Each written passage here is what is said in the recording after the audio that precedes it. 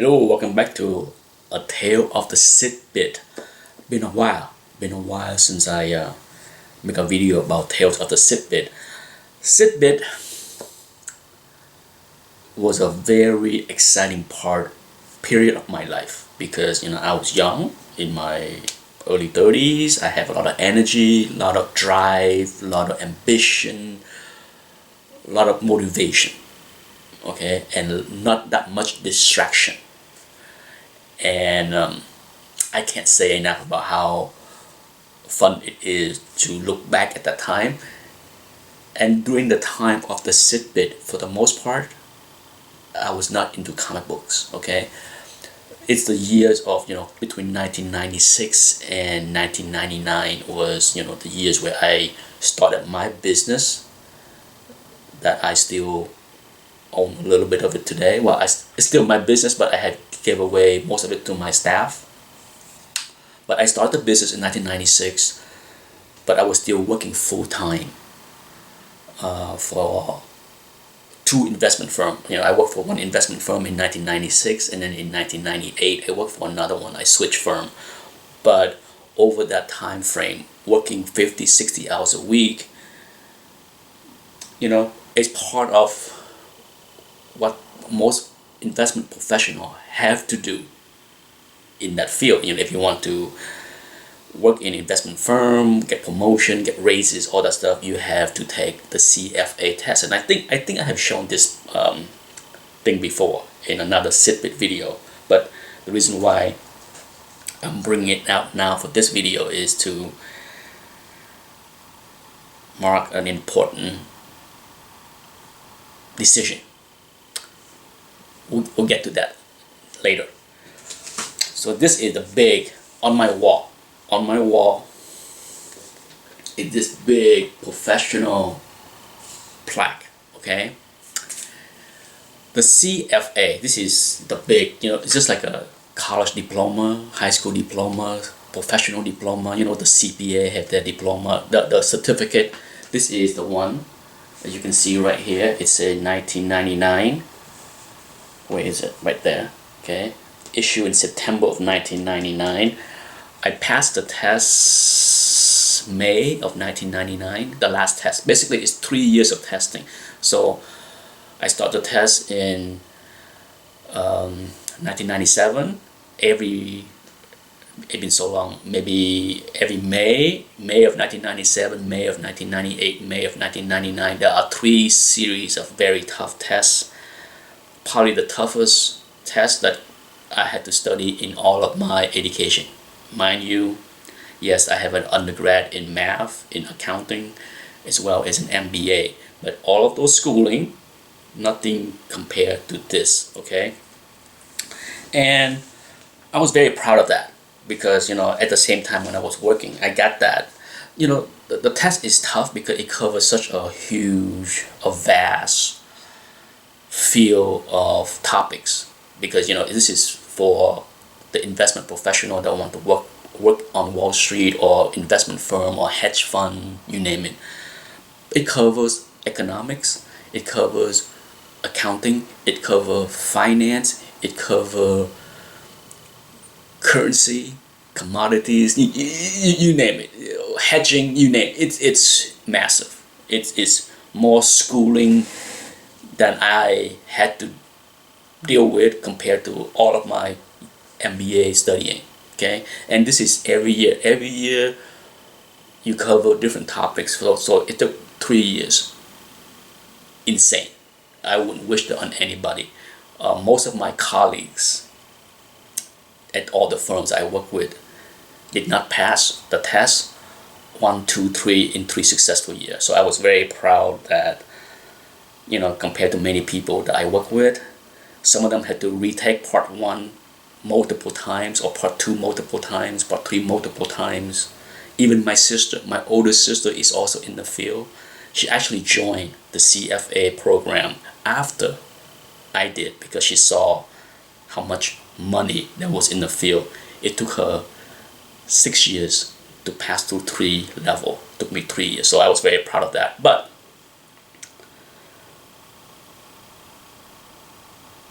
what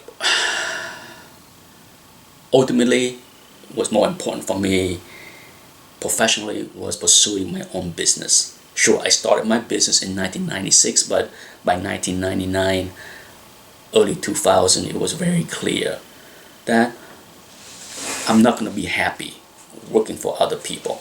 You know me. If you follow me on my channel, what you see is what you get. Okay, I can tell you most of my boss, if you interview any of my boss back then, they would say I was the best employee, but at the same time, I was the worst employee.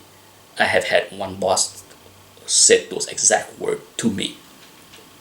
I was the best employee because I was very good at what I do.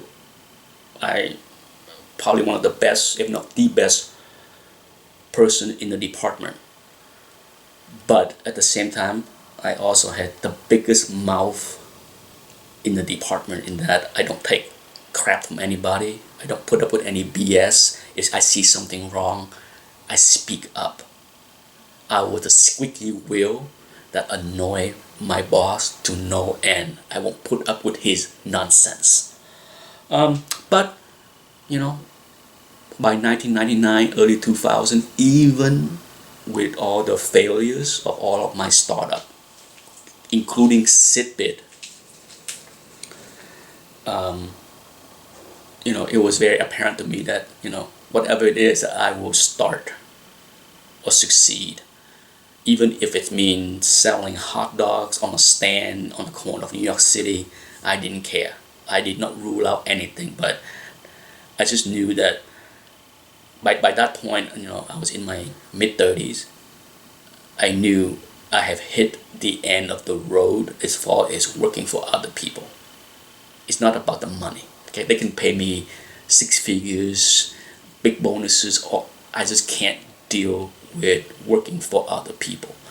So it was a big sea change of what I want to do with my life. Even SITBIT is a failure. I'm not gonna quit. I'm not gonna quit trying. And it's with many entrepreneurs. I think most entrepreneurs, successful one, will admit to you that success is a combination of many things. It's not just about hard work. It's not just about luck. It's not about having the right people. It's a combination of many things, and all of those things I just mentioned: a little luck, a lot of hard work, the right people, and many other little components that for those that in that run their own business will agree. So all of that turned out well. Okay, and it just happened that around that time, late 1999, early 2000, that I got back into the hobby. What a coincidence. It's weird. It's timing is everything. So I'm so blessed, so blessed to re-enter the hobby at that time, because my business started to take off in 2000, and very quickly I was making much more money than I ever did working in for other people, regardless if I was making big money for investment firm or portfolio manager or whatever it is. I was making more with my business shortly after 2000. So it was just the right timing that I got back into the hobby when I was at the height of disposable income, because I was single. It's a big difference between having a wife, a son, a house, all that stuff. Back then I didn't even own. I was living in a condo. I did not buy my first property, my first condo, until 2003. So it was just the right time in 2000 to jump back into the hobby full-fledged. I have told this story many times. If YouTube was around and I was aware of YouTube, trust me, there will be weekly hauls of stacks of boxes and packages, because I bought things daily insane.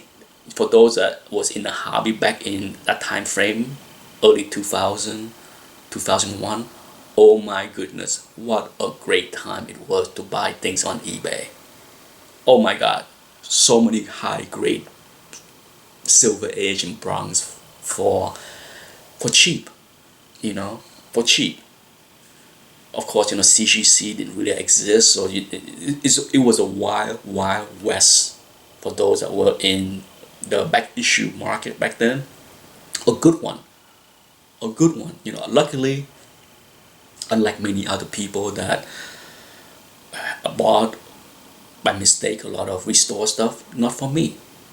I can tell you, I did not have that many problems. I got scammed eventually in 2003 if you follow my channel. But overall, it was a good time. The end of Tale of the SITBIT, as far as SITBIT the company, marked the beginning, because like I said, I closed the door of SITBIT in 2000, right when my business started to take, before my business that I have now took off in 2000. I closed the door of SITBIT early 2000 when I said enough, this is not gonna work. I don't know how to make it work, and I'm gonna focus my energy on doing something that is working. Okay, at the end of the day, that hopefully you can take away from this video, that message is that sometimes you can spread yourself too thin. I had 4 startups at one point. Crazy. I just don't have 4 brains, okay? I might be smart, above average maybe, but I don't have 4 brains to spread around to 4 different startups. And I brought this little plaque out, well, not little, this massive certificate out, because like many professional designation, whether you CPA or something else, you have to pay an annual fee, right? An annual fee. And the CFA is the same thing. There's an annual fee to be in the membership, to put the CFA behind my name. And I have never done that. I have never put the word CFA behind my name in anything since 1999. So it was never something that I care. I mean, it was a personal goal, it was a personal achievement, but it's not something that I like, like how some doctor would sign their name and put MD, or some CPA would sign their name and put CPA. Not me. I don't put CFA behind anything. Never have and never will, because I decided this year it's the end. I don't even know why it took me this long to say it's over. It's done with. Okay? I'm done with paying an annual fee for something I don't need. Period. Over. So yay, no more spending all the stupid money on something I don't need. It's shocking to me that I didn't realize that I should have canceled this thing a decade ago. But it's done. It's over. Closing that chapter for good. I am officially retired. Now that we go through this little story part, because that's part of Tale of the SITBIT. This series have a little storytelling in it. If you don't like it, don't watch. I saw a book that I have been hotly searched for a long time. Well, hotly, not sure. It's a book that has been on my mind for a long time. Not high priority of any sort, but it's a book that I have in a slab. And I said to myself, man, I can crack it out, but you know me, don't like to crack out anything. But I'm sure with patience, I can find a raw copy. What's the requirement? What's my requirement for the raw copy? Mid-grade is cool. Sure, would I love to find a high-grade copy? Heck yeah, but mid-grade is fine. Good centering is Yeah, good color, and this is one of those books where good color is a must, good centering is a must, and voila. Yeah, for those that are familiar with this book, yeah, check it out. How many copy of this book had that stamp cut off, right? Yeah, same thing with the text down here, right? Perfectly centered, perfectly. So let's take a look at the back. Okay, yeah, you talking about no miswrap, nothing, perfect. Sure, it's 6.5 ish, maybe 7, just because it's overall wears, not no major creases or tears or nothing. I say at least a 6.5. You know, this book has not been pressed or cleaned. You know me, book for my collection. I'm not in a hurry to do anything. Um, you know, it's it's a beauty. Is it perfect, perfect, perfect centering? No. Why? Why is it not? You see the tip of Batman, the little pointy ears, it's cut off. Okay, so yes, you know how OCD I can be, but for the rest of the book, I am okay. Okay, that this is not completely 100% perfect centering.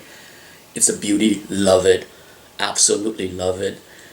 It been, gosh, maybe a decade that I've been looking out for the right raw copy. I missed many. It's not high in my priority, but it is done. The search is over. I saw this book. It was reasonably priced. SITBIT it was. See it, buy it. Not even thinking. I didn't even go check GPA. What I know what the going rate is for a mid-grade copy. So when I saw this book, bang, it's done. It's in my collection. And that's it for this Tale of the SITBIT. Thanks for watching. Bye-bye.